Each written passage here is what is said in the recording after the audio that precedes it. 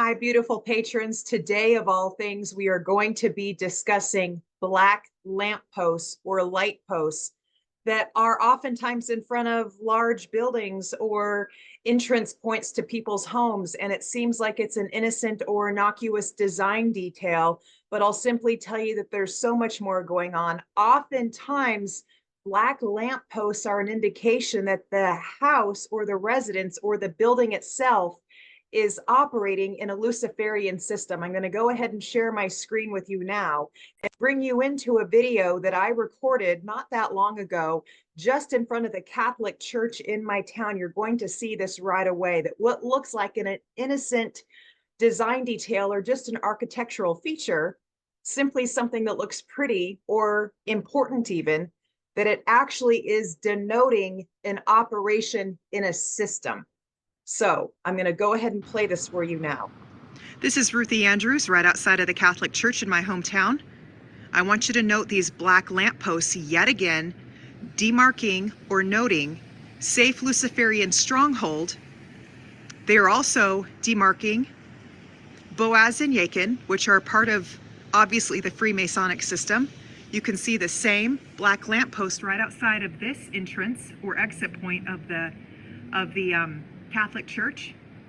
I'm going to be talking about that arch system as well with the door. We'll do this a little bit later, but there's two black lampposts, again, Boaz and Jachin, but Luciferian light, false Luciferian light outside of this church. Oftentimes you'll see these lit up with a blue UV light wavelength, but I also want to show you quickly this iconography of what looks like Mary, Joseph, and Jesus, but it's not. This is Semiramis, Nimrod, and baby Tammuz. Baby Tammuz and Nimrod demarking or denoting, or all three of them denoting Lucifer.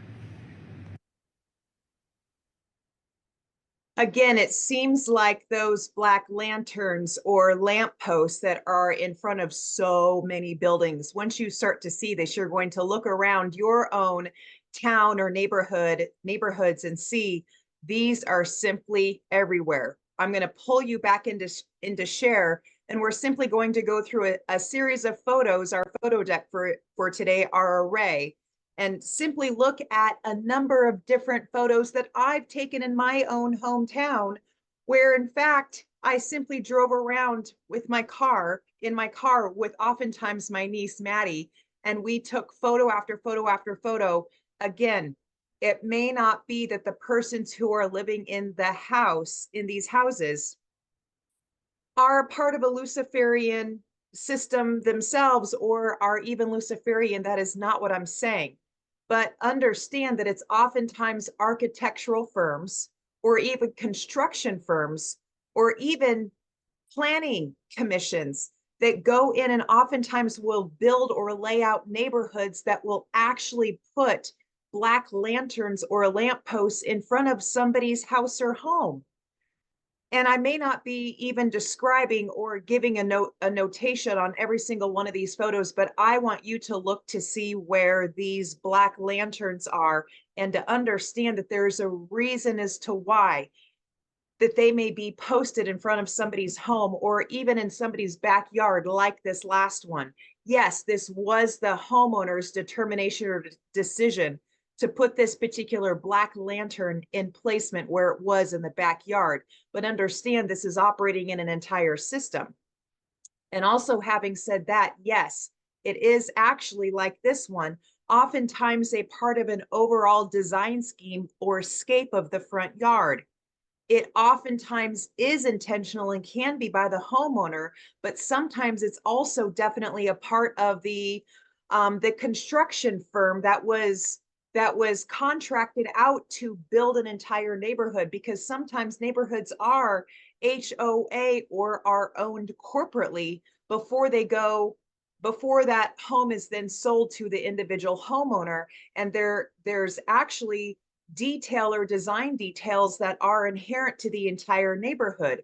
And it is actually the construction firm that is giving a nod, that is saying, hey, we are a part of an overall Luciferian system, and this particular neighborhood was designed as such. It's something to really think about, not necessarily when you're buying a home, but in terms of the scape or the operation of what is going on in the overall town. Who are they denoting? What are they denoting? What are they operating in and with? This particular home is interesting. It's actually an upper scale home in my town. It's a house that's been remodeled, and they have put 3 black lanterns up above the portico area or the front porch area, denoting a 666 system. But then you can also see 2 sconces on either side of the doorway. There's at least 5 altogether in this particular photo. And it's something to kind of think about. Why so many? Yes, they may be trying to light that front porch area, but there's also so much more going on. Who or what is Lucifer? He is absolutely false light. And as well, the color black itself is oftentimes a marcation of where they're operating. They're operating in the black. So the black color itself is sometimes a note or a nod to what system they're operating in. To forge ahead, here is St. Peter's Episcopal Church again in my town, and you can absolutely see the black lantern right here in front of the church. Interestingly enough, you're going to see this in the background. That Episcopal church is right directly across the street from the Shriners building, and you're seeing the statue in the background of the Shriners building, the Shriner holding the child in that statue. That statue is an indication of a pedophilic system. It's interesting that it's right across the street architecturally from that black light, that black lantern or that black light. And I'll simply tell you, there's something else as well going on with the black bench in the foreground. There's so much happening here. People oftentimes drive by and don't realize that these design details are absolutely indication of something much more nefarious that is going on with an entire system. It's interesting that the Episcopal Church is directly across the street from the Shriners building. That is absolutely intentionally, in terms of a city planning system, done on purpose. That was not unintentional. Here again, we're back in front of somebody's residence. You can see that I'm taking this picture out simply my car window. Again, is it the homeowner that is Luciferian? No, not necessarily. It's simply that whoever designed the home, there's something else going on here. And what there's an indication of is that the neighborhood itself, or who is designing or building the home, or even the real estate operation is ensconced in or is in operation with a Luciferian system. And as well, oftentimes when you see black sconces that are posted outside somebody's house, it often may be an indication that the homeowner is now operating in a Luciferian system or is operating in witchcraft. Sconces rather than black lampposts are sometimes an indication that they themselves are operating in a system or are in alignment with or are subject to or are in agreement with an overall system. Here you can see 2 black lampposts or lanterns in front of somebody's house.